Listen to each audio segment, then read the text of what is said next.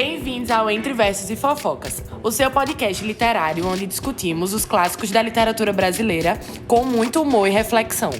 Eu sou Rafaela Saldanha. Eu sou Ana Júlia Moura. Eu sou Pedro Costa. Eu sou Clara Rezende. Eu sou Maiara Mello.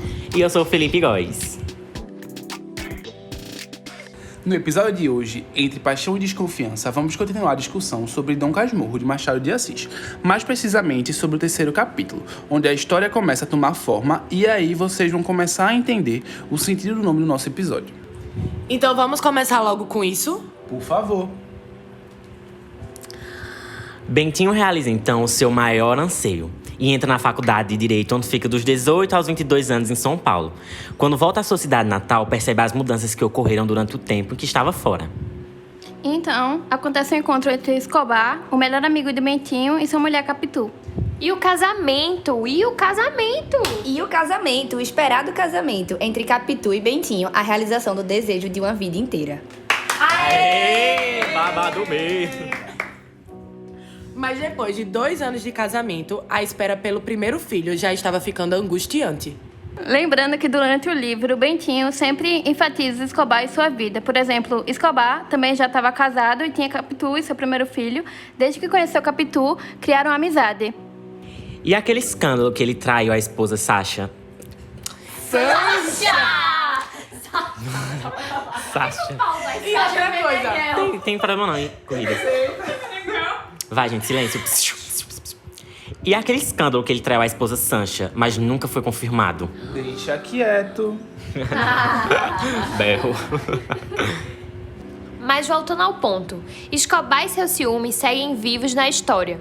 É indiscutível o quanto Capitu era olhada por sua beleza e isso incomodava. Não era apenas o amor que Bentinho sentia por Capitu, mas também o desejo de proteção que o fazia desconfiar de todas as atenções que ela recebia. E tem um momento crucial que Bentinho descobre que Escobar ajudou Capitu com o câmbio de um capital. E a narrativa já deixa entender que ele refletia sobre isso. Quando entendeu que eles fizeram aquilo em segredo, ele começa a se questionar sobre a natureza dessa ajuda, o que aumentou ainda mais sua desconfiança. E finalmente, a Capituzinha, como era chamada a filha de Escobar, ganha um amigo, Ezequiel. E é nesse momento que a história toma outro rumo. Capitu está grávida. E isso traz uma nova tensão ao relacionamento deles.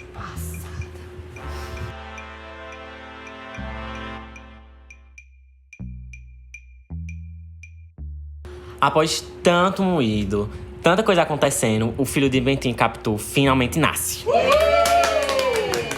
Mas o mais curioso, gente, é que Bentinho começa a nos dirigir pela narrativa com uma dualidade. Ora nos mostra sua imensa alegria com esse nascimento, ora começa a desconfiar de algo. E revisita o passado, busca pistas em toda e qualquer oportunidade. E a forma como Machado de Assis descreve tudo é pura arte. O tom introspectivo já não começa a deixar a pergunta: será que tudo isso é verdade ou é loucura? Exatamente. Se antes Bentinho já mostrava sinais de desconfiança, agora, com o filho crescendo, a mente dele se volta completamente para algo que ele não consegue ignorar. Então, no início, Bentinho parecia encantado com o filho, né? Mas com o passar do tempo, começou a notar algo que o inquietava. A forma como Ezequiel imitava Escobar, babado. Ele reparava nos gestos, nas expressões e até no jeito de falar do menino. Tu acredita? Segundo Bentinho, Ezequiel não apenas admirava Escobar, mas parecia copiá-lo em tudo, segundo Bentinho descreve, né? E como já sabemos, a mente de Bentinho não deixava isso passar despercebido. A semelhança entre os dois começava a atormentá-lo. Então, cada riso, cada olhar, cada palavra de Ezequiel se tornava um lembrete constante da sombra de Escobar em sua vida. Mas será que essa semelhança era realmente tão grande? Ou seria apenas uma reflexão da obsessão de Bentinho? Realmente é algo a se pensar, né? E com isso acontecendo, chegamos ao ponto mais delicado da narrativa. Os ciúmes de Bentinho atingem um outro patamar. Bentinho nos conta que seu amor por Capitu nunca diminuiu, mas junto com esse amor, seus ciúmes também cresceram de forma incontrolável. Ele confessa: nada diminuía meu amor por Capitu, nem meus ciúmes. Cheguei a ter ciúmes de todos e de qualquer homem, moço ou velho. Me enchia de terror e desconfiança. Bizarro, né? Olha o nível que chegou. Ou seja, Bentinho não suspeitava apenas de Escobar. Agora qualquer olhar, qualquer aproximação de outro homem com Capitu o deixava angustiado. Seu mundo passou a ser dominado pelo medo da traição. Aí eu acho que quanto mais ele desconfiava, mais ele procurava provas que confirmassem essa teoria. Até os gestos mais simples de Capitu eram analisados com desconfiança. E aqui vemos a grande questão do livro. Bentinho nos conta essa história como um homem já mais velho. Mas será que podemos confiar na sua versão? Será que esses ciúmes tinham fundamento ou eram apenas fruto da mente perturbada dele? E então chegamos a um momento importante. O dia em que Bentinho encontra Escobar dentro de sua própria casa, gente. Imagina.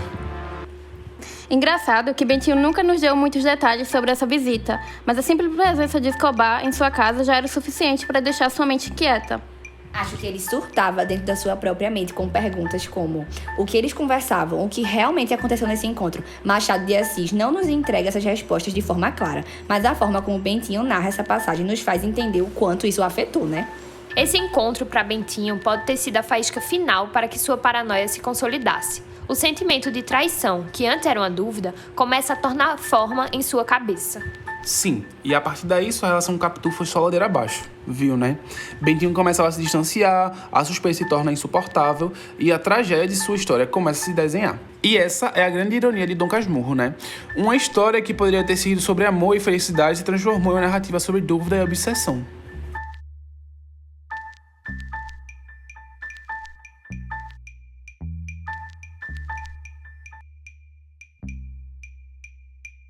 Terceiro tópico: o início da maior desconfiança.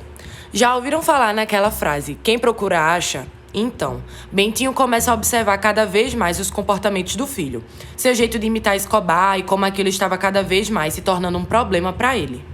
E como sabemos que Ezequiel realmente estava imitando Escobar? Sim, não podemos só confiar nos seus pensamentos, né? Exatamente. Outras pessoas presentes na trama também observam seu jeito de imitar, sendo até repreendido por Capitu diversas vezes. E para completar, Capitu e Bentinho se tornam vizinhos de Escobar e Sancha, e seus filhos passam a passar cada vez mais tempo juntos, sendo confundidos até como irmãos. Mas assim, como Machado de Assis comenta, tudo acaba, até o Castelo dos Sonhos. O que houve? Eu sei o que aconteceu. Vamos lá. Trecho do livro, gente.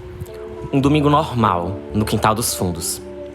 Sancha e eu buscamos nossos olhos, um esperando que o outro desviasse, como dois teimosos em uma calçada. Os olhos dela não eram fraternais, diziam outra coisa. Quentes. Um fluido me corria o corpo todo. Eu me arrepiei, olha. Meu Deus. Isso daí, viu? Babado mesmo, hein?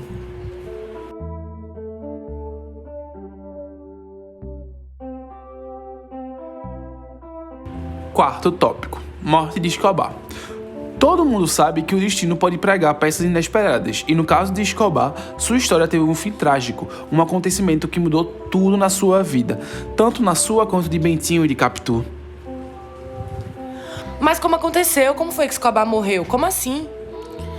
Foi um mar. Um dia que começou como qualquer outro, mas terminou com uma tragédia.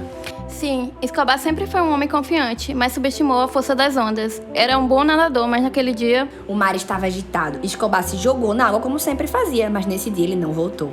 Uns dizem que foi acidente, já outros falam que foi imprudência, mas o fato é que seu corpo foi encontrado sem vida. A notícia abalou todo mundo, principalmente Sancha, a sua esposa, que entrou em um luto profundo, mas não só ela. E foi nesse momento que Bentinho viu algo que pra ele não teve explicação. As lágrimas de Capitu. Mas não eram lágrimas comuns, não. Era algo diferente, algo que parecia... Enfim, ele não conseguia entender. Bentinho, claro, viu o que quis ver, mas a dúvida estava plantada. O que ele realmente viu no rosto de Capitu naquele momento? E o que ele realmente sentiu ao ver as lágrimas dela? Era tristeza ou será que era algo a mais? É uma ótima pergunta, né? Porque no fundo, Bentinho já não sabia mais se confiava em seus próprios sentimentos.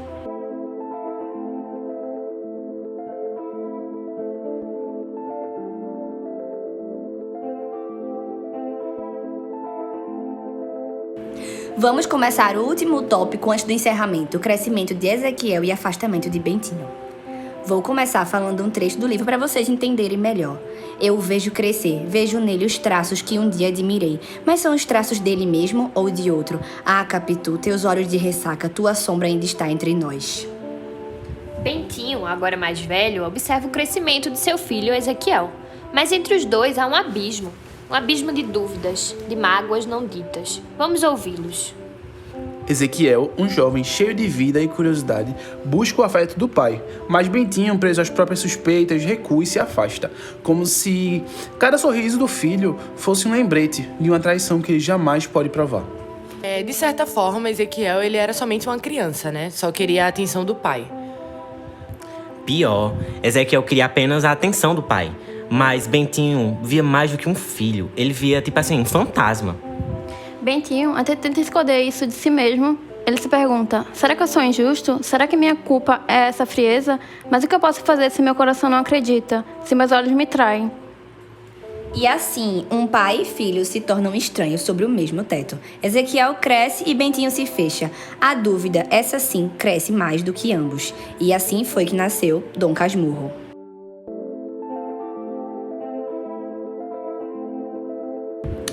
E vamos para o nosso encerramento. Hoje, mergulhamos no universo de Dom Casmurro, analisando as nuances do terceiro capítulo e refletindo sobre os sentimentos de desejo e desconfiança que começam a se desenrolar na trama. Mas a discussão não acaba aqui. Queremos saber a opinião de vocês. Bentinho já demonstrava sinais de ciúme? Ou estamos apenas interpretando demais? Compartilhem suas opiniões com a gente nas redes sociais e continuem também nos acompanhando nossa jornada, por esses clássicos da literatura brasileira. Até o próximo episódio! Lacre.